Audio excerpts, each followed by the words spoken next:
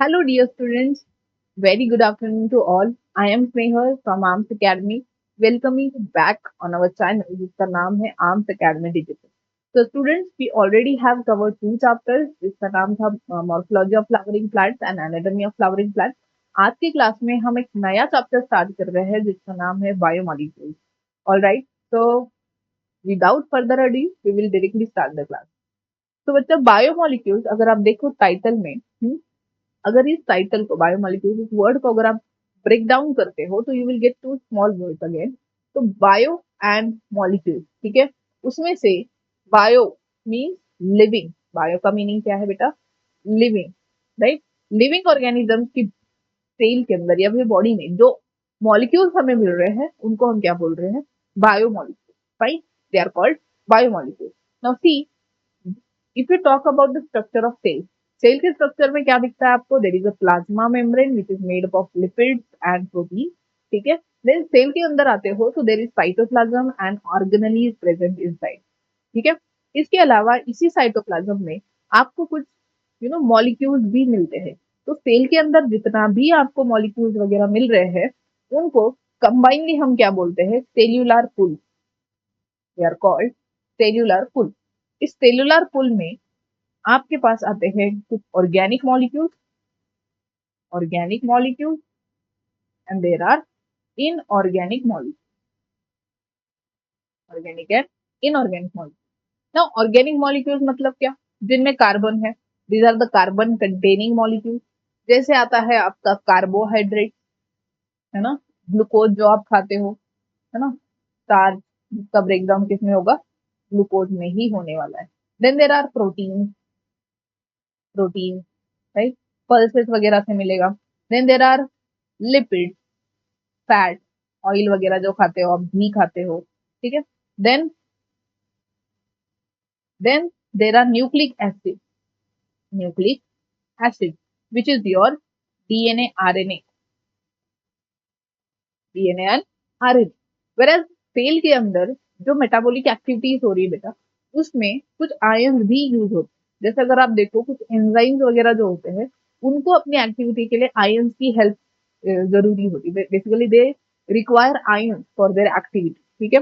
जैसे magnesium ion का use होता है, जिंक आयन का, क्लोराइड आयन का यूज होता है, ठीक है. इसके अलावा जो कैल्शियम आयन है अगर आप देखो तो कैल्शियम आयन का यूज जैसे मसल कॉन्ट्रैक्शन में हो रहा है, right. So these ions are also present inside the cellular pool, ठीक है. So these ions as well as water, इसके अलावा सेल के अंदर जो वाटर प्रेजेंट होगा, दे आर इनऑर्गेनिक कॉन्स्टिट्यूएंट्स या inorganic molecules of the cellular pool, ठीक है. तो अभी तो हमें आइडिया है कि सेल के अंदर बाबा ऑर्गेनिक एंड इनऑर्गेनिक मॉलिक्यूल्स ये होते हैं. बट जब रिसर्चर को पता नहीं था, जब पहले पता नहीं था हमें, तो हमने इसको सेल के अंदर जो मॉलिक्यूल्स मिल रहे हैं उनको कैसे एनालाइज किया? Basically we use different techniques to identify और analyze these molecule inside the cell. उसमें से जो ऑर्गेनिक मॉलिक्यूल्स है उनके एनालिसिस के लिए हम अलग प्रोसीजर यूज कर रहे हैं. इनऑर्गेनिक मॉलिक्यूल्स के एनालिसिस के लिए अलग प्रोसीजर यूज कर रहे हैं. फाइन. तो we use different techniques to analyse, identify molecules inside the cell, ठीक है. तो we directly will start with the analysis. आज का जो चैप्टर होगा बायोमोलिक्यूल्स, बेसिकली आज का जो क्लास है, this will be totally the basic, ठीक है. जो भी आपका इंट्रोडक्टरी पार्ट आता है बायोमोलिक्यूल्स में वही पढ़ने वाले आज. नेक्स्ट क्लास में हम डायरेक्टली कार्बोहाइड्रेट से स्टार्ट करेंगे. फाइन. तो जैसे ऑर्गेनिक मॉलिक्यूल्स हैं एंड इनऑर्गेनिक मॉलिक्यूल्स है, इनके एनालिसिस के लिए, इनको आइडेंटिफाई करने के लिए वी यूज डिफरेंट टेक्निक्स. उसमें से पहले हम डिस्कस करेंगे about the procedure which is done to analyse organic molecule, ठीक है. तो ऑर्गेनिक मॉलिक्यूल के एनालिसिस या एलिमेंटल एनालिसिस जो है, ऑर्गेनिक मॉलिक्यूल का जो एनालिसिस है, ठीक है, ये हम एक प्रोसीजर के थ्रू करते हैं. उस प्रोसीजर को, उस प्रोसेस को हम क्या बोलते हैं? Chemical analysis. This is called chemical analysis, ठीक है. Chemical analysis. इसमें हम क्या करते हैं बेटा? We take a living tissue. According to NCERT बता रही है कि लीफ ले लो या फिर लीवर का छोटा सा पार्ट ले लो।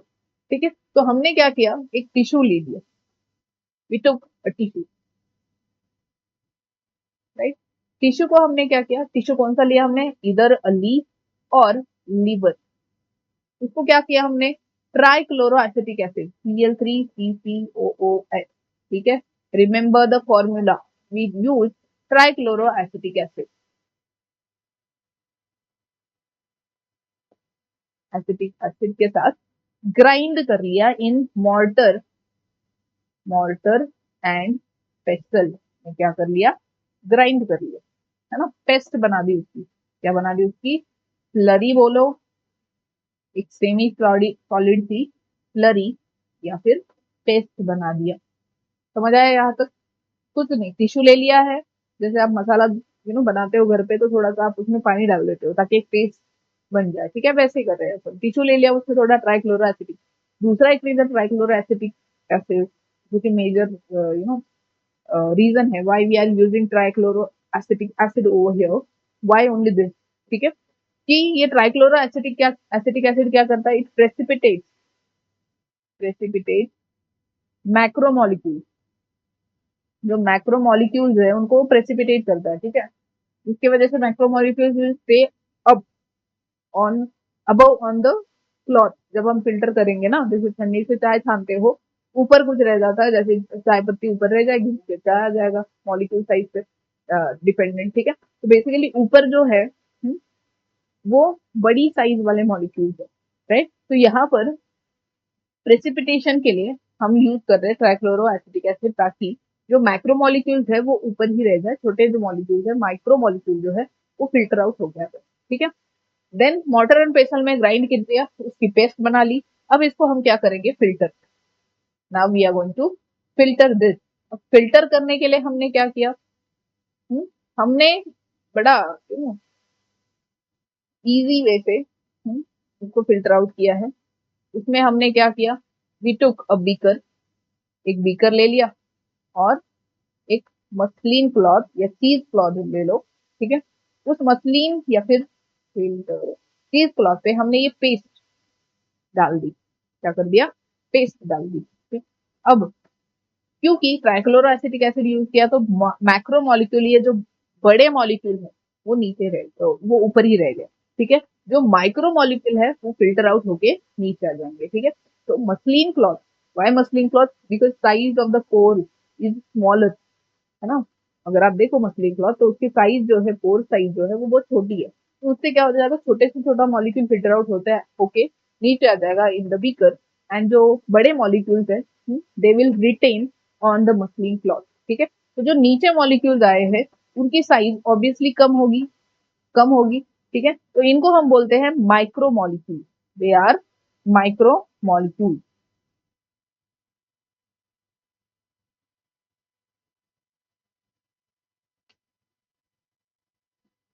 ठीक है। इनको क्या बोल दिया हमने,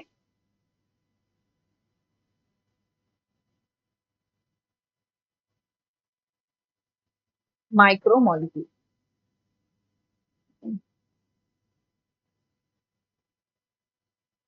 and and the molecules which have retained on the muslin cloth, obviously size बड़ी है, मसलिन क्लॉथ में जो पोर्स है उनकी साइज से ये जो मॉलिक्यूल्स है उनकी साइज बड़ी है, जिसकी वजह से ये ऊपर ही रह गए, तो उनको हम बोलेंगे मैक्रो मॉलिक्यूल। क्या बोल दिया इनको, मैक्रो मॉलिक्यूल, साइज बड़ी है ना तो मैक्रो मॉलिक्यूल, भाई। तो इस तरीके से हमें दो पोर्शन मिले हैं, कुछ मॉलिक्यूल ऊपर मिले हैं मसलिन क्लॉथ पे, कुछ नीचे इन द फिल्ट्रेट मिले हैं, ठीक है। इसको बेसिकली हम फिल्ट्रेट बोलते हैं। तो फिल्टर आउट होके आए ना, they are called, this portion is called filtrate, और ऊपर जो रह गए मॉलिक्यूल उनको हम बोल रहे हैं रिटेंटेड, रिटेंटेड, ठीक है। फिल्ट्रेट एंड रिटेंटेड, जो फिल्टर आउट होके आ गए उनको फिल्ट्रेट में डाल दिया, क्या बोल दिया, ठीक है। जो ऊपर रिटेन हो गए मतलब ऊपर ही रह गए उनको बोल दिया रिटेंटेड, ठीक है। तो macro molecule and micro molecule, these are on the basis of size of molecule, ठीक है। जो सेल है, देखो आपने सेल ग्राइंड करा है, टिश्यू ग्राइंड किया, मतलब टिश्यू किससे बना है, सेल से बना है, सेल ग्राइंड करी है, तो सेल के अंदर जितने भी मॉलिक्यूल्स है वो सारे आपको यहाँ पर मिलेंगे इन दिस पेस्ट। उसका प्लाज्मा मेम्ब्रेन ग्राइंड हो गया, साइटोप्लाज्म ग्राइंड हो गया, सब ग्राइंड होके जो पेस्ट बनी है, यहाँ पर उस पेस्ट में आपको सारे मॉलिक्यूल्स मिलेंगे, बायोमॉलिक्यूल्स मिलेंगे, उसमें कुछ आयंस भी होंगे। ठीक है, तो जो छोटी साइज वाले हैं वो फिल्टर आउट होके आ गए नीचे in the beaker from the muslin cloth, और जो बड़ी साइज वाले हैं वो ऊपर ही रिटेन हो गए। ठीक है, तो इस तरीके से on the basis of size we have two components, macromolecules and micromolecules. ठीक है, राइट, समझ आया यहाँ तक। अब देखो, ये हमारे पास जो दो पोर्शन मिले हैं, राइट, जो आपने लरी बनाई थी, लरी या पेस्ट बनाई थी, हाँ, उसमें से हमारे पास अब दो तरीके के मॉलिक्यूल्स मिले हैं। एक है माइक्रोमोलिक्यूल, दूसरा है macromolecule. Macromolecule, fine, macro and micromolecule. जहां पर माइक्रोमोलिक्यूल प्रेजेंट है उसी को हम क्या बोलते हैं, that portion is also called as filtrate. Filtrate में ये माइक्रोमोलिक्यूल आपको मिलेंगे। मैक्रोमोलिक्यूल किसको बोलेंगे, जहां पर ये जहां पर बड़े बड़े साइज वाले मॉलिक्यूल थे जो ऊपर ही रह गए थे, उसको हम बोलेंगे रिटेंटेट। रिटेंटेट, ठीक है, रिटेंटेट। अगर आप बात करो माइक्रोमोलिक्यूल्स की, तो उनकी जो साइज है, the size of micromolecules is 18 to 800 dalton. Size क्या है, 18 टू 800 डाल्टन। वेराज रिटेंटेट में जो मॉलिक्यूल है उनकी साइज है मोर देन 1000 डाल्टन। ठीक है, मोर देन 1000 डाल्टन, समझ आया, राइट, डाल्टन, ओके। या फिर उसको अब डीए करके भी,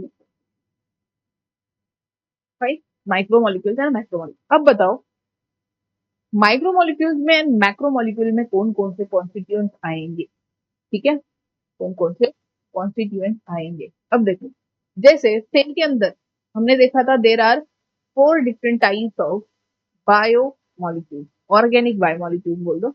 उसमें आते हैं आपके आपके प्रोटीन। ठीक है, प्रोटीन या पॉलीपेप्टाइड्स आप बोल सकते हो प्रोटीन को।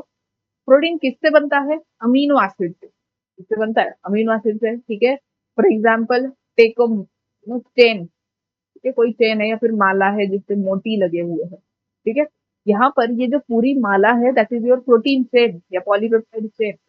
उसमें एक एक मोती जो है दैट इज अमीनो एसिड। ठीक है, तो बहुत सारे अमीनो एसिड जुड़ के क्या बना देते हैं, एक चेन बना देते हैं, पॉलीमर स्ट्रक्चर बन जाएगा, चेन बन जाएगी, that is called polypeptide chain. ठीक है, तो यहाँ पर आपको मिलेंगे प्रोटीन, बड़ी साइज है ना ऑब्वियसली, बहुत सारे अमीनो एसिड है, सब मिलके एक बड़ा सा स्ट्रक्चर बन रहा है।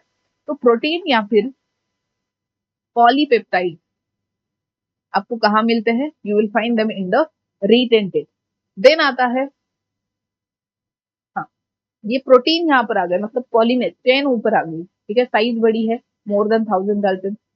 तो प्रोटीन के जो छोटे यूनिट्स है या फिर can say structural units of the protein है, वो कहाँ पर आएंगे, इन द माइक्रोमोलिक्यूल। तो किससे बनते हैं आपके प्रोटीन, अमीनो एसिड से, अमीनो एसिड से। ठीक है, अमीनो एसिड छोटा स्ट्रक्चर है, साइज छोटी, एक अमीनो एसिड, उसका स्ट्रक्चर छोटा होगा, साइज छोटी होगी। ठीक है, तो वो आपको कहाँ मिलेगा, इन द माइक्रोमोलिक्यूल या फिर फिल्ट्रेट। ठीक है, साइज छोटी है, 18 टू 800 डाल्टन के बीच में। देन दूसरा बायोमोलिक्यूल, ऑर्गेनिक बायोमोलिक्यूल जो आपको मिलता है, दैट इज कार्बोहाइड्रेट। कार्बोहाइड्रेट को आप यहाँ पर पॉलीसेकेराइड भी बोल सकते हैं, they are also called polysaccharide या फिर long chain poly many. Saccharide मतलब शुगर, बहुत सारे शुगर यूनिट मिलके बनता है आपका एक polysaccharide chain.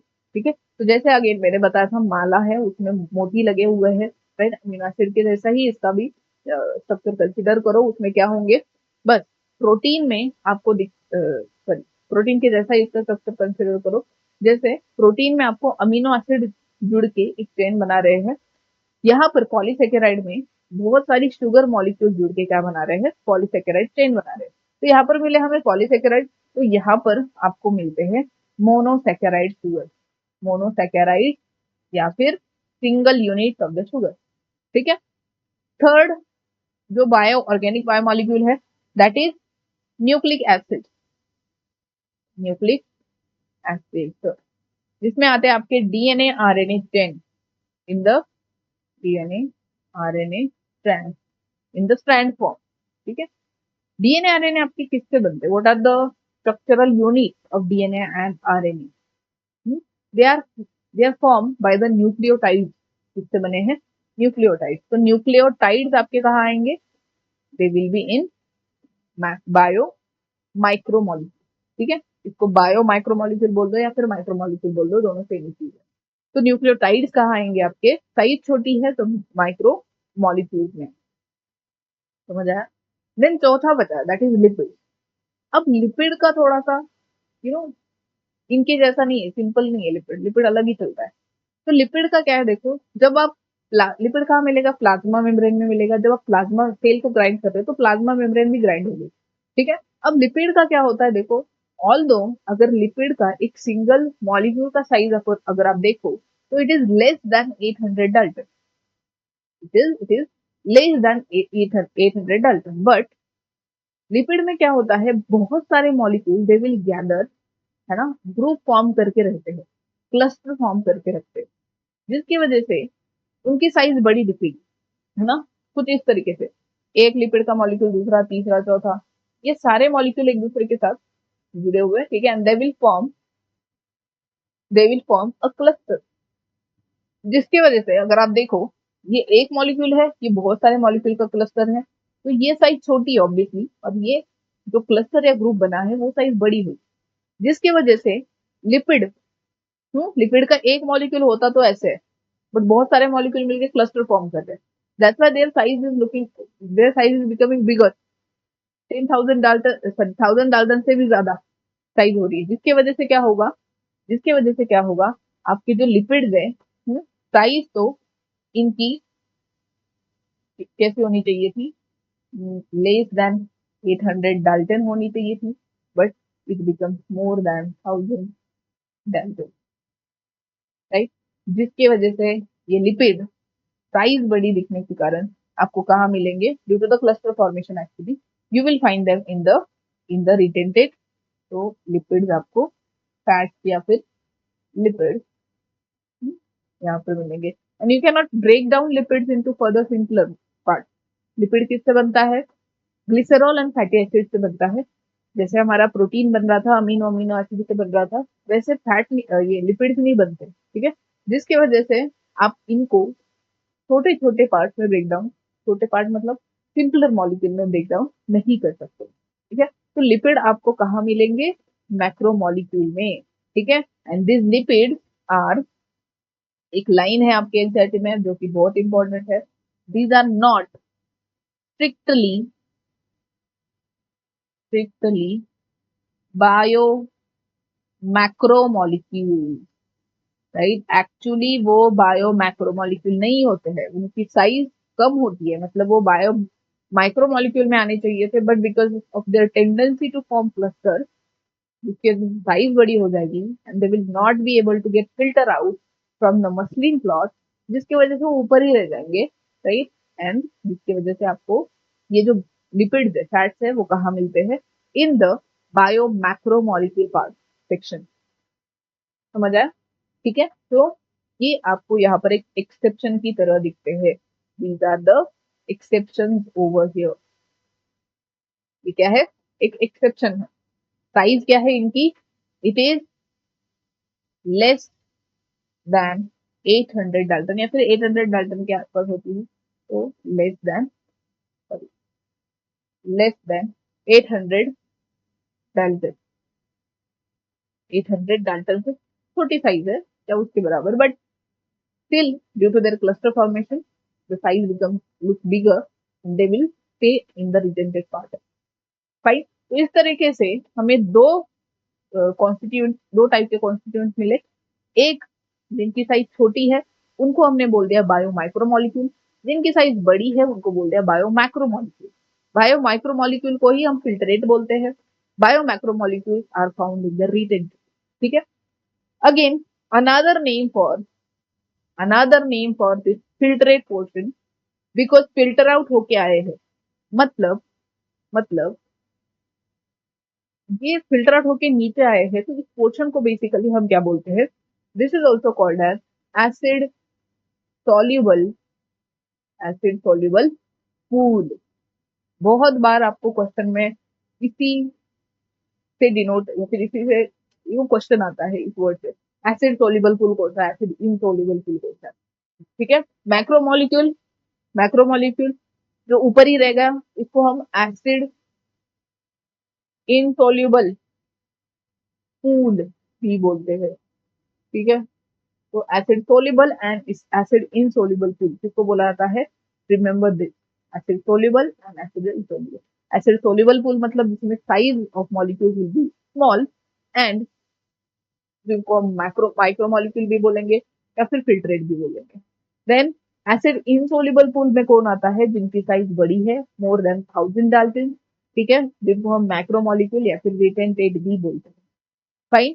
So this is how we analyse the organic molecule inside cell. ये तो हुआ ऑर्गेनिक मॉलिक्यूल के लिए। अब हमें पता चल गया कि सेल के अंदर ये सारी चीजें होती है। क्या क्या, प्रोटीन होते हैं, पॉलीसेकेराइड मतलब कार्बोहाइड्रेट्स है, long chain, then nucleic acid होते हैं, लिपिड फैट भी होते हैं। इसके अलावा जब आप सेल ग्राइंड कर रहे हो, ग्राइंड करोगे तो क्या होगा, सेल के अंदर जो ऑर्गेनली है, ठीक है, वो भी तो दोनों में से किसी एक फ्रैक्शन में आने वाले हैं। ठीक है। तो जो ऑर्गेनली है उनकी साइज बड़ी है, द साइज इज बिगर, तो आपको वो कहाँ मिलेंगे, these organelle also will be found, क्योंकि उनकी साइज बड़ी है, तो you will find them in this macromolecule. ठीक है, पार्ट या फिर रिटेंटेड में मिलेंगे, इसमें मिलेंगे आपको organelle as well. All the organelle inside the cell will be found in acid insoluble pool, acid insoluble fraction. ठीक है। इसके अलावा सेल जब आप ग्राइंड कर रहे हो तो सेल के अंदर के साइटोप्लाज्म भी फिल्टर आउट होके आएंगे। फिल्टर आउट होके आएंगे तो कहाँ मिलेंगे, वो फिल्ट्रेट में मिलेंगे। तो यहाँ पर साइटोप्लाज्मिक कंटेंट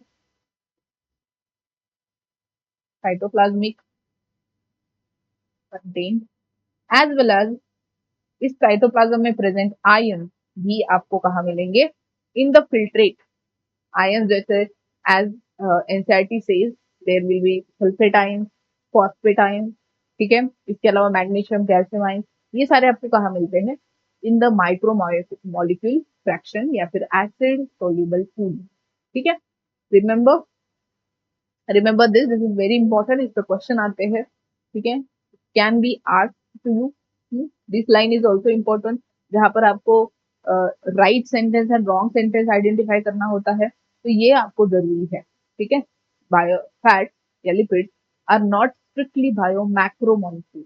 ठीक है, क्योंकि उनकी साइज तो छोटी होती है, but still they are found in the macromolecule part. Fine. So this is how we do the analysis. ठीक है। इसको हम केमिकल एनालिसिस बोलते हैं। केमिकल क्यों, क्योंकि हमने यहाँ पर केमिकल का यूज किया है, ट्राइक्लोरो एसिटिक एसिड। उसका आपको फॉर्मूला याद रखना है। ठीक है। इसके अलावा हाँ, ट्राइक्लोरो एसिटिक एसिड को हम इस तरीके से भी लिखते हैं ना, है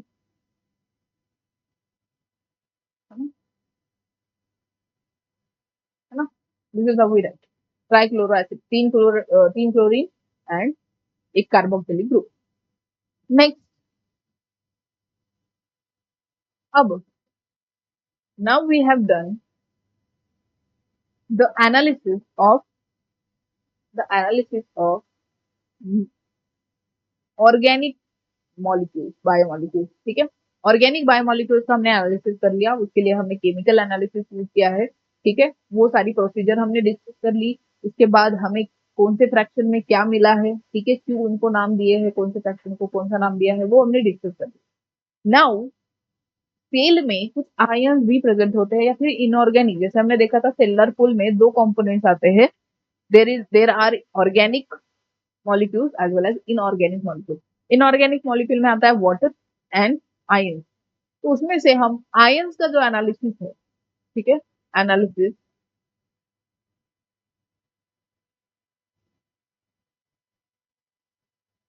एनालिसिस ऑफ इनऑर्गेनिक मॉलिक्यूल, ठीक है, वो कैसे करते हैं, यहाँ पर हम आयंस का एनालिसिस डिस्कस करेंगे। Will be discussing about the analysis of ion. तो वो कैसे किया जाता है? Again, the analysis of inorganic molecule is called ash analysis, ash, राख, ठीक है, एश एनालिसिस। तो एश एनालिसिस किस तरीके से किया जाता है? अगेन, जो हमने पहले एनालिसिस, केमिकल एनालिसिस में कुछ टिश्यू यूज किया था, उसका बचा कुछ थोड़ा बहुत टिश्यू अगर होगा तो उस टिश्यू को हमने फिर से ले लिया। ये टिश्यू जो था वो फ्रेशली आपने एक्सट्रैक्ट किया है, जैसे फ्रेशली लेके आए हो, तो उसमें वाटर कंटेंट होगा, राइट? उसमें क्या होगा? वाटर कंटेंट होने वाला है। लीवर ले लिया या फिर लीफ ले लिया, उसको आपने क्या किया? वे किया, उसका वेट किया। वे करोगे तो this will be wet. Weight, ये क्या है? वेट। वेट मतलब गीला वजन, जिसमें वाटर कंटेंट है, ठीक है। तो वे करने के बाद आपको मिलेगा वेट वेट। देन उसको आपने एयर ड्राई किया, you air dried that tissue. क्या किया? Air dry. एयर ड्राई करोगे तो क्या होगा? Water will be evaporated, water evaporate होगा, ठीक है। एयर ड्राई करोगे तो water evaporate, water evaporated. Then air dried tissue को, ठीक है, अब फिर से क्या करोगे? वे करोगे, ठीक है। That will be dry weight. अब वाटर कंटेंट तो खत्म हो गया है ना, वाटर तो इवेपोरेट हो गया। अब जो आपको वेट मिलेगा that is called dry weight, because water is moving, ठीक है। देन वे करने के बाद आपको, आप इसको क्या करोगे? Burn, burn the tissue. Tissue को जला दिया, आग लगाई, ठीक है। जब आप टिश्यू को बर्न करोगे फायर, विथ फायर, तो आपको क्या मिलेगा? You will get the ash at the end. इतना जला डाला कि उसके ऐश बना देते हैं, ठीक है। हमने क्या किया? पूरी रास्ता ऐश कर दिया, ठीक है। अब इस ऐश को आप जब एनालाइज करोगे तो उसमें आपको क्या मिलते हैं? आयंस मिलेंगे। You will find when you analyze this ash, आपको आयंस मिलेंगे। आयंस में कौन से ions? According to NCERT again, you have calcium ion and magnesium ion. और भी आयंस होते हैं, बट आपकी एनसीईआरटी दो ही बता रही है, ठीक है। तो stick to that। तो ions, calcium ions, magnesium ions होते हैं, क्लोराइड है, कैल्शियम आयंस है, ठीक है। Then sulphate ion, phosphate ion, बहुत सारे आयन है सेल के अंदर, राइट। वो आयन सेल की आप जब आयन एनालिसिस करते हो तो वो आयन आपको मिलेंगे उसमें बेसिकली एनालिसिस के बाद, राइट। तो एश एनालिसिस में आपको कैल्शियम एंड मैग्नीशियम आयन का प्रेजेंस मिला। That means it says that cell के अंदर आयन भी प्रेजेंट होते हैं। Cell also has certain ion inside it. Clear? So this is how we do the analysis of organic and inorganic molecule, ठीक है। तो दैट इज इट। इसी तरीके से आपको दो प्रोसेस यहाँ पर आएगी, मतलब इसमें आपको क्वेश्चंस पूछे जा सकते हैं कि और इनऑर्गेनिक मॉलिक्यूल्स के एनालिसिस के लिए आप कौन सा एनालिसिस करते हो, ठीक है। What is that analysis? Is called ash analysis को बोलेंगे, ठीक है। और देन ऑर्गेनिक मॉलिक्यूल्स के एनालिसिस की प्रोसेस को क्या बोलते हैं? केमिकल एनालिसिस बोलते हैं, ठीक है। कुछ ऐसी चीज आपको पूछी जाए। देन नेक्स्ट, आपकी एनसीईआरटी में कुछ आपको चार्ट भी दिए हुए दिखेंगे। देर आर सर्टन चार्ट, वो भी इंपॉर्टेंट है, बिकॉज वेन यू, क्योंकि आपकी जो नीट है it is based on NCERT. NCERT dependent है, तो आपको हर एक एनसीईआरटी का word to word, word and word आपको पता होना चाहिए, सब आपने पढ़ रखा होना चाहिए, ठीक है। नाउ पहले, ठीक है, कुछ हम डिस्कस करेंगे, फिर हम टेबल्स वगैरह पे डिस्कस चलेंगे। तो बेसिकली अगर आप सेल में एलिमेंट, सेल में एलिमेंट्स के बारे में बात करो, सेल के अंदर कुछ एलिमेंट्स भी प्रेजेंट है, जैसे कार्बन है, ठीक है। There is hydrogen, sodium, right. Then nitrogen is there. ये सारे एलिमेंट्स भी प्रेजेंट है। नाउ व्हेन यू कंपेयर, यही सारे एलिमेंट्स आपको दिखेंगे, they are also present in the earth crust, earth crust, धरती की सतह, ठीक है। तो अर्थ क्रस्ट में भी आपको ये सारे आयंस मिलते हैं, सॉरी एलिमेंट मिलते हैं। तो जब आप इनको कंपेयर करते हो, आप जब इनको कंपेयर करोगे तो कंपैरेटिवली आपको दिखता है जो कार्बन एंड हाइड्रोजन एलिमेंट्स है उनका जो अमाउंट है that is much higher in human body. when you compare the ions, sorry, when you compare the elements in the human body and elements in the earth crust, you will find that carbon and hydrogen are present in both, दोनों में present मिलेंगे, but in higher amount they will be present in human body. इसके अलावा other ions are also present, number इनका vary करेगा, ठीक है। जो एलिमेंट्स आपको ह्यूमन बॉडी में ज्यादा दिखते हैं वो अर्थ क्रस्ट में कम मिलेंगे, जो अर्थ क्रस्ट में ज्यादा मिलते हैं वो ह्यूमन बॉडी में कम मिलेंगे, ठीक है। तो let's discuss about the chart, ठीक है। ये टेबल है आपका, इसमें आपको दिखेगा कि देर आर सर्टन, ठीक है। ये रहा एलिमेंटल एनालिसिस, ठीक है। तो इसमें आपको दिखेगा कुछ एलिमेंट है, carbon, hydrogen, oxygen, nitrogen, sulphur, ठीक है, सोडियम है, कैल्शियम, मैग्नीशियम, सिलिकॉन, ये सारे क्या है, दीज आर द एलिमेंट्स। कुछ आपको अर्थ क्रस्ट में भी मिल रहा है, इनका percent weight in earth crust, percent weight in human body दिया गया है। This table is the most important, बहुत ज्यादा क्वेश्चन मतलब इंपॉर्टेंट है from the perspective of your need, ठीक है। उसमें इससे क्वेश्चन पूछे जाते हैं, आपको ये वैल्यूज भी पूछी जाती है। मोस्टली क्वेश्चन इस तरीके से आता है, you will have to match the pair, you will have to match the pair. तो वहां पर आपको ये चार्ट बहुत इंपॉर्टेंट है, तो इसलिए आपको याद करना ही पड़ेगा।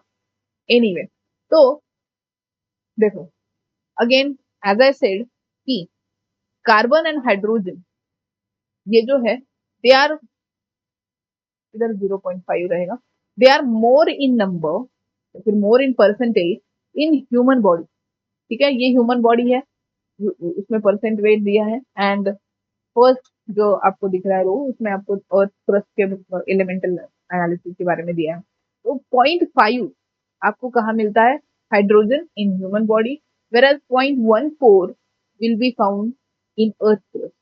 कार्बन की बात करते हैं, कार्बन भी देखो 0.03 present in earth crust, whereas maximum that is 18.5% is present in human body, ठीक है। तो एनसीईआरटी की लाइन सच हो गई है, hydrogen and carbon are more in human body as compare to earth crust, this is right.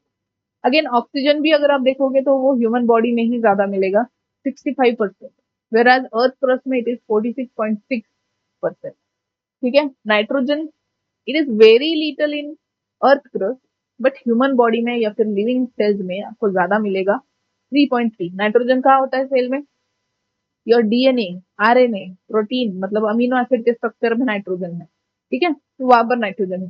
Then sulphur, अब देखो ये जो है सल्फर तक, इतना फ्रॉम हाइड्रोजन टू सल्फर, ये जो एलिमेंट्स है you will find they are more in weight, percent weight in human body than in earth, ठीक है।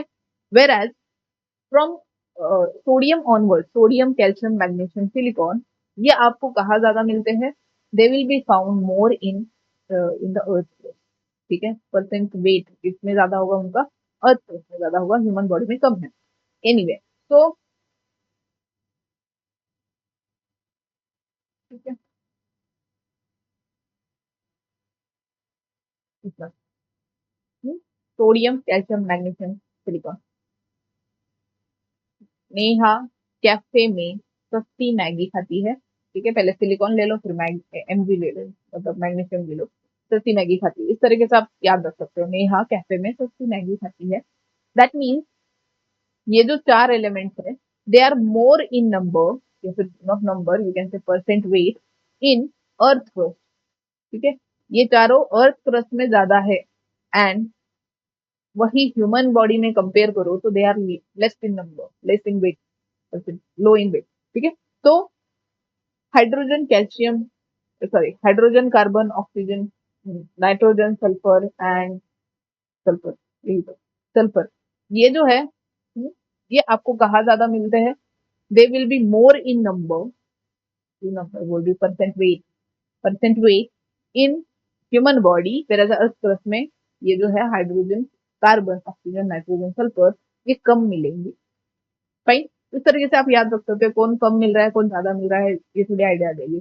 सोडियम देखो अर्थ क्रस्ट में 2.8 है, वेराज ह्यूमन बॉडी में बहुत कम है, 0.2।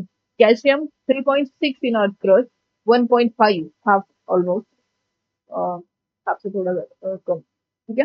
तो ये कहाँ मिलेगा ह्यूमन बॉडी में, 1.5। Then magnesium 2.1, whereas in human body it is only 0.1। silicon 27.7% weight in living in earth crust, whereas living cell या human body में आपको negligible मिलता है, बहुत मतलब एब्सेंट के बराबर, ठीक है। अब ये जो रिपोर्ट्स या फिर ये जो नंबर्स मिली है हमें, ये किसने दी है? It is given by CNR Rao, understanding chemistry, university press, Hyderabad, ठीक है, हैदराबाद। इन्होंने ये हमें नंबर्स बताई है about the percent weight of different elements in the earth crust and the human body. Got it? चलो, this is very important chart, आपको करना पड़ेगा, no option you have. Next another chart, but it is more comparatively easier, और इससे मतलब इसमें आज तक आपको याद रखने के लिए कुछ है नहीं ज्यादा, ठीक है। तो देखो यहाँ पर आपको दिया है आयंस का, आयंस वगैरह जो होते हैं, कौन कौन से आयंस आपकी सेल्स में प्रेजेंट होते हैं, लिविंग टिश्यू में प्रेजेंट होते हैं, वो बताया गया है। देर आर सोडियम आयंस, ठीक है, यहाँ पर कॉम्पोनेंट दिया है, उसका फॉर्मूला दिया है chemical, sodium Na+। Sodium ions का यूज कहाँ पर होता है सेल के अंदर? Sodium ions they are involve in maintaining osmolarity, osmoregulation में इन्वॉल्व होते हैं। Osmoregulation, excretory system, water and ions का बैलेंस, ठीक है, सोडियम आयंस प्रेजेंट होंगे। पोटेशियम भी वही करेंगे। इसके अलावा sodium potassium ions are also involve in the nerve impulse conduction, ठीक है, जो कि आगे हम पढ़ने वाले हैं कंट्रोल एंड कोऑर्डिनेशन में। देन आता है कैल्शियम आयंस। कैल्शियम आयंस तो आपको बताया है, आपकी बोन हेल्थ के लिए इंपॉर्टेंट है, टीथ वगैरह में प्रेजेंट होते हैं। इसके अलावा they are involve in the muscle movement. Magnesium ion, these are involved in the activity of certain enzymes, ठीक है। मैग्नीशियम आयंस बाइंड हो जाते हैं एंजाइम के साथ, and then only the enzyme can function, है ना, सबस्ट्रेट को प्रोडक्ट में कन्वर्ट कर पाएगा। इसके अलावा राइबोसोम के जो यूनिट्स है, bigger larger subunit and smaller subunit, उनको ज्वाइन करने में भी मैग्नीशियम आयन है। वाटर, वाटर तो आपको पता ही है, यूनिवर्सल सॉल्वेंट की तरह भी काम कर रहा है। Then NaCl, sodium chloride, again osmolarity.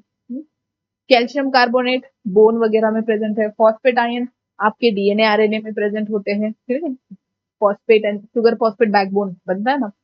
Then sulphate ions are present, ठीक है। ये सारे आयंस आपकी सेल में प्रेजेंट होते हैं, लिविंग टिश्यू में, लिविंग सेल में प्रेजेंट होंगे। This all are inorganic constituents of the cell. Fine. तो इसमें एज सच आपको ज्यादा याद रखने वाली कोई चीज नहीं है, फंक्शन पे आपको कोई क्वेश्चन नहीं पूछेगा, ठीक है। Next third chart which is again very easy to remember, but इस पे भी क्वेश्चन आते हैं, ठीक है, this is also important one. तो ये दिया है सेल में और भी कुछ कंपोनेंट्स होते हैं, जैसे वाटर है, ये वाटर वगैरह होगा, वाटर तो इनऑर्गेनिक आता है, बाकी ये ऑर्गेनिक एंड आयन, ठीक है, मतलब सेलुलर पुल जो है उसका परसेंट या फिर टोटल सेलुलर मास बताया उन्होंने, ठीक है। तो सबसे ज्यादा वाटर रहेगा, अबाउट 70 to 90%। इसमें क्वेश्चन कैसे आता है पता है बेटा? तो आपको क्या करना है, असेंडिंग ऑर्डर या फिर डिसेंडिंग ऑर्डर पूछा जाता है, ठीक है, समझ आया?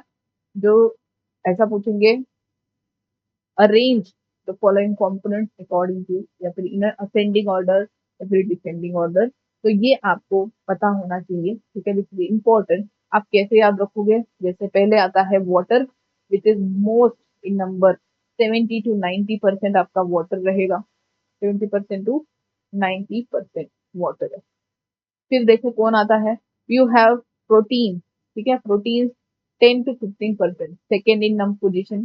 थर्ड आता है आपका न्यूक्लिक एसिड, न्यूक्लिक एसिड कितने हैं, 5 to 7%। एंड सबसे इजी लास्ट में आएंगे आपको आपके carbohydrate, carbohydrate, lipid and ion, carbohydrate कितने हैं 3%, लिपिड 2%, ठीक है, इस तरीके से आप याद रखो 3 to 1, एंड 1% होंगे आयन, 1% क्या होंगे आयन, फाइन। तो इस तरीके से अगर आपको पूछा जाए डिसेंडिंग ऑर्डर, आप ऐसे लिखोगे water, protein, nucleic acid, carbohydrate, lipid and last one ion.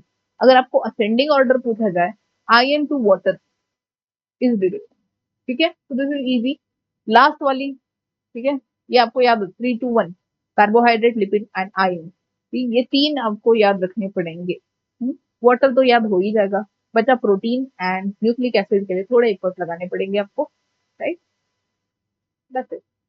दूसरी एक टेक्निक आप याद कैसे रख सकते हो, वाटर, वाटर तो याद हो जाएगा, देन आता है प्रोटीन, नो,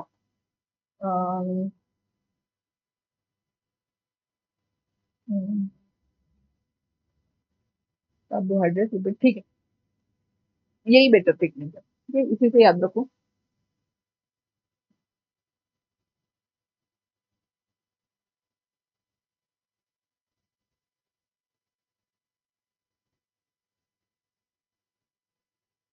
ठीक है,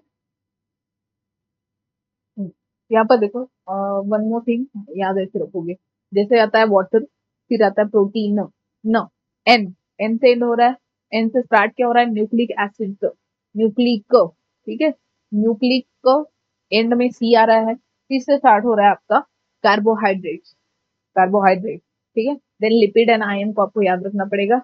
इन तीनों की ट्रिक आपको, मतलब इस तरीके से आप याद रखो, प्रोटीन एंड हो रहा है एन से, न्यूक्लिक एसिड से स्टार्ट, ठीक है, next is nucleic acid, nucleic C, से कार्बोहाइड्रेट, ठीक है, इस तरीके से आप याद रख सकते हो, ये भी एक ट्रिक बन सकती है, राइट।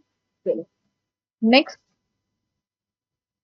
सेल के अंदर, ठीक है, when we study the cell, cell के अंदर देखो जब मेटाबॉलिक प्रोसेसेस हो रही है, उसमें कुछ ऑर्गेनिक मॉलिक्यूल या ऑर्गेनिक कंपोनेंट्स बन रहे हैं जो सेल में जो फिजियोलॉजिकल फंक्शंस है उसमें यूज हो रहे हैं, ठीक है, मेटाबॉलिक एक्टिविटीज में यूज हो रहे हैं, ठीक है, किसी ना किसी चीज में सेल में वो यूज हो रहे हैं, तो उनको हम क्या बोलते हैं primary metabolite, they are being use in the cell.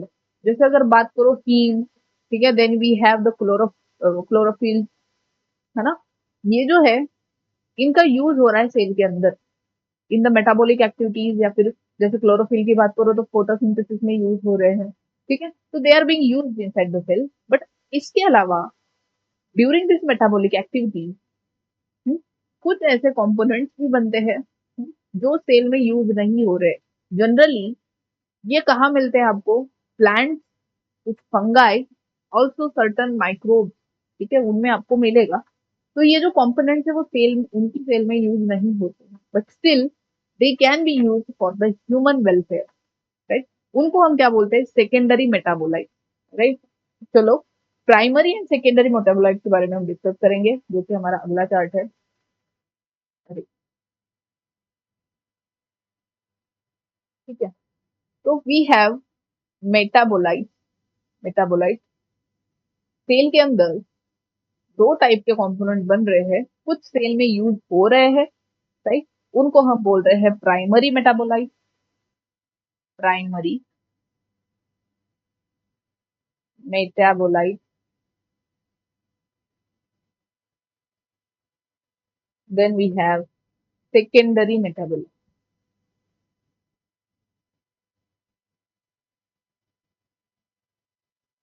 Metabolite, primary and secondary metabolite. Primary मतलब सेल में these are formed inside the cell, formed inside cell during metabolic activities, but activities and are used by cell, ठीक है, और you can say and are useful in cell, उनको हम बोलते हैं primary metabolite, ठीक है। सेकेंडरी मेटाबोलाइट एज सच अगर आप देखो इसमें आते हैं जनरली जैसे टैनिन है, रेजिन है, रबर है, लैटेक्स है, ठीक है, all those are the secondary metabolite, even some spices, pigments वगैरह, राइट। तो ये सेल के अंदर तो यूज नहीं हो रहा है, that's why cell is excluding outside, है ना। आपने देखा होगा गम, लैटेक्स, किसी लीफ को तोड़ते हो तो लैटेक्स आपको मिल्की से सब्सटेंस निकलता है, ठीक है। तो ये जो है दे आर सेकेंडरी मेटाबोलाइट, ये सेल के अंदर यूज नहीं हो रहे, बट ह्यूमन उनको यूज करता है, ठीक है। तो दीज ये भी सेल के अंदर फॉर्म होंगे, form inside cell, but are but their function inside host cell, inside host cell is still unknown। ये अभी तक हमें पता नहीं कि होस्ट सेल में, होस्ट सेल मतलब जिस सेल के अंदर वो बन रहा है, जिस प्लांट में वो बन रहा है, जिस फंगाई में या फिर माइक्रोब में वो बन रहा है, उस माइक्रोब में या फिर उस ऑर्गेनिज्म में उसका कोई यूज है या नहीं, ठीक है, ये हमें पता नहीं है। But are use for human welfare, human welfare मतलब humans are using them.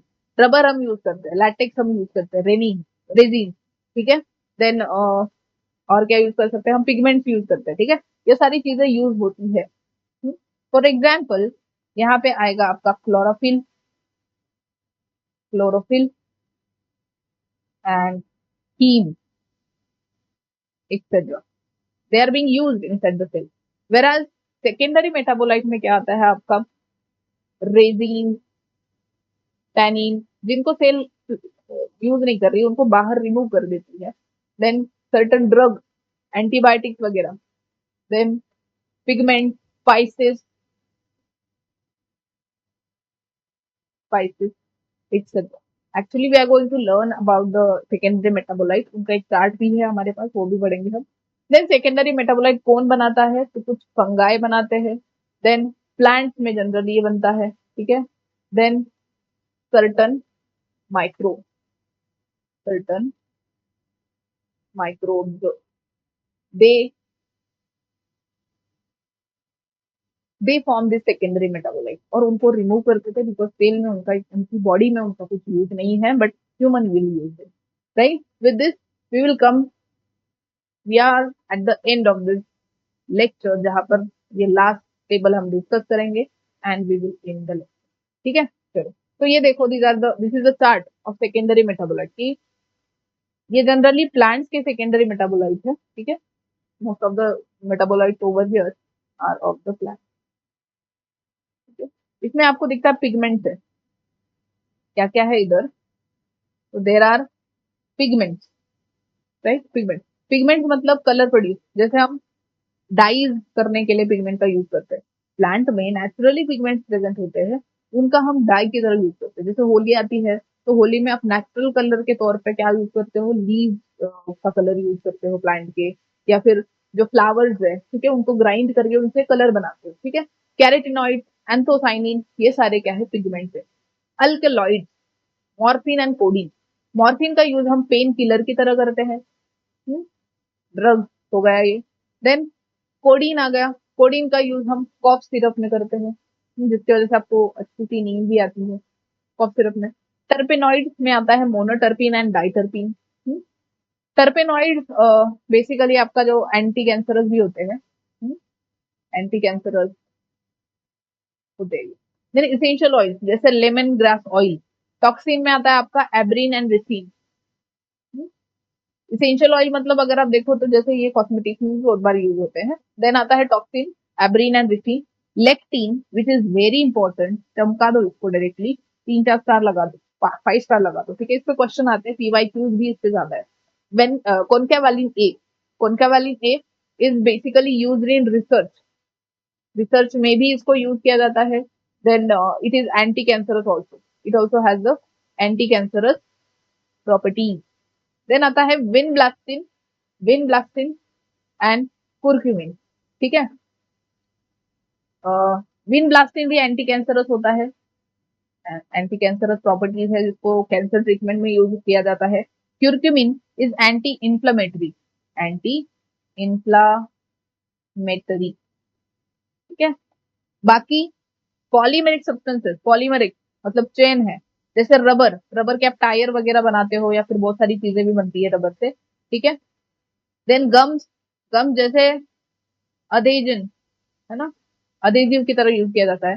Cellulose, cellulose तो आपको पता है, सेल्यूलोज का समटाइम्स पेपर भी बनाते हैं, समटाइम्स क्या उसी से बनता है, ठीक है। सेलोफिन ट्यूब भी बनती है, बहुत सारी चीजें बनती है सेल्यूलोज की भी। तो ये सारे क्या है, these are all secondary metabolite. इस चार्ट पे क्वेश्चन आएगा ही आएगा, जैसे which among the following are the toxin, which among the following belong to the category of toxin of secondary metabolite, question आएगा, ठीक है। तो इस तरीके से आपको याद रखना पड़ेगा, which among the following is lectin, question आएगा इससे, ठीक है, राइट। तो ये चार्ट भी आपको बहुत इंपॉर्टेंट नीट के पर्सपेक्टिव से आपको ये करना पड़ेगा, अगेन नो ऑप्शन, ये सारे चार्ट इंपॉर्टेंट है जो भी आज हमने पढ़े। So with this, we are ending the chapter, not chapter, sorry, we are ending the lecture over here, okay? And in the next class, we will directly start our first biomolecule, that is carbohydrate, right? So for now, that is it for today. In the next class, we will come up with the next topic, new topic. Till then, take care, bye bye, keep learning.